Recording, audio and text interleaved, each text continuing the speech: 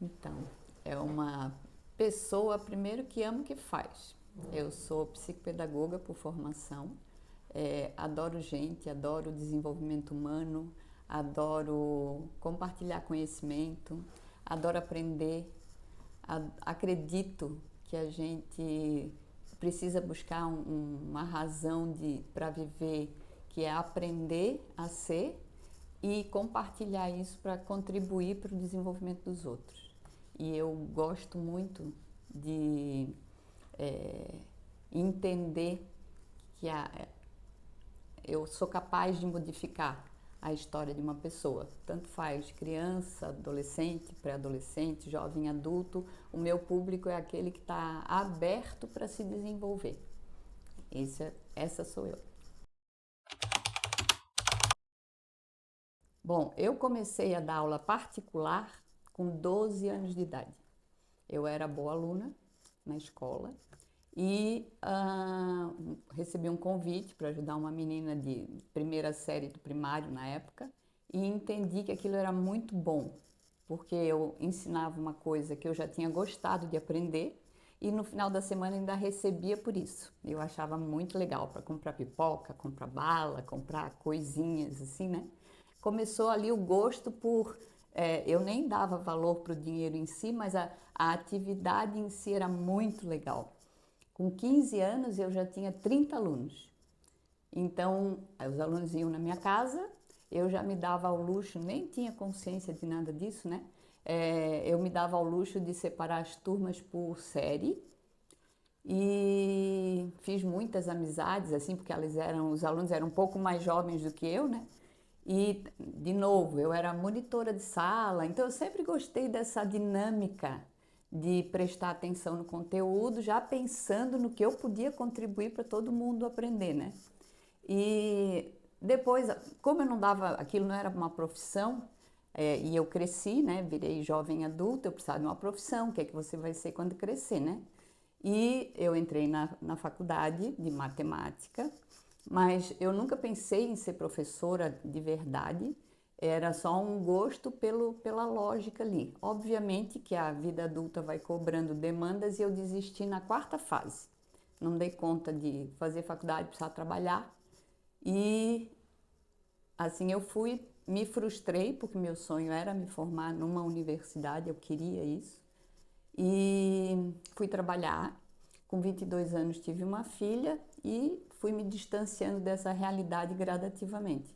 Mas eu digo sempre que a profissão me encontrou, porque eu, com 38 anos, recebi um convite para acompanhar um menino que tinha problemas na escola, enfim, e ninguém queria dar aula particular para ele, porque ele era complicado de comportamento, era um menino difícil, era o que a fama dele. Como era a proposta era ajudar o menino a estudar, eu entendi que, nossa, super fácil para mim. Eu gosto de fazer e é uma graninha. De novo, volto para a mesma dinâmica, né? De entregar o que eu já gosto de fazer e ainda vão me pagar para fazer isso. Essa atividade começou em maio de 2004. Em dezembro de 2004 eu já atendia 5 famílias. E essa atividade durou 12 anos. Eu passei a ser conhecida por atender em domicílio, que era uma coisa que era diferenciada, não era. E do meu jeito, eu não tinha universidade, então eu não era procurada como profissional, mas eu era aquela pessoa que fazia falta nas dinâmicas familiares. Os pais, as mães trabalhavam muito, quem dava assistência para a criança eram os funcionários da casa, né? Ou eram muitos irmãos, enfim, e eu era aquele adulto que entrava na dinâmica familiar e fazia deveres, estudava para a prova, ajudava a fazer trabalho, e aí tudo que eu adorava fazer. Isso durou 12 anos e rendeu uma personalidade profissional para mim, porque por causa disso eu me graduei, eu me pós-graduei 3 vezes, me tornei especialista em neuroeducação e apaixonei pela brincadeira. E é isso que eu faço desde 2004.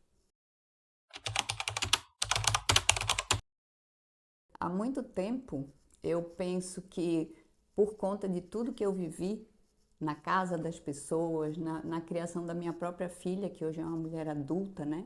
Na convivência com pessoas nesse assunto, porque acaba que vai virando, porque vai virando o teu assunto, eu entro nos lugares, inevitavelmente alguém encosta e a gente acaba falando de filho, de colégio, de criação, de o que eu acho, o que eu penso. E é um assunto que me apaixona, me empolga, eu vou embora na conversa, né? Mas eu sempre pensei assim, eu queria tanto compartilhar o que eu aprendo, o que eu vejo, porque eu aprendo com as crianças, né? Entendendo o comportamento delas e conseguindo que elas obtenham resultados diferentes e deixando os pais satisfeitos, eu comecei a perceber assim, nossa, se fosse possível compartilhar com mais pessoas ao mesmo tempo, né? Pode contribuir. E a gente está vivendo um momento em que eu acredito que quanto mais pessoas falarem sobre o mesmo assunto, maiores as chances que a gente tem de melhorar essas questões que estão popularizadas aí de problema de comportamento, dificuldade no convívio em ambientes escolares, relação entre pais e filhos e as próprias dores dos adolescentes, né? A gente vive numa dinâmica muito acelerada, onde passa muito rápido e parece que a desqualificação do treinamento está cobrando um preço muito alto lá na vida adulta, né? E de geração a geração esse preço está ficando cada vez mais pesado. Então a minha filosofia, a minha bandeira é que a gente precisa falar mais sobre determinados assuntos de vieses completamente diferentes para que as pessoas tenham oportunidade, porque não é sobre defesa de uma verdade absoluta. É o compartilhamento e aquilo que toca o coração de uma família e que gera resultado bom tem seu valor, né? E se eu posso contribuir, eu quero contribuir com aqueles que estão buscando alternativa, né? Eu não sou a alternativa, mas eu quero fazer parte desse movimento que quer agregar, que quer ajudar. Se isso faz sentido, se esse assunto, essas informações servem para amenizar as dores que eventualmente vocês estão vivendo num relacionamento familiar, esse canal ele tem esse objetivo, né? Compartilhar um conteúdo prático, né? Das experiências que eu vivi, né? Escuta, acolhimento e coletividade, que são as energias que eu acredito.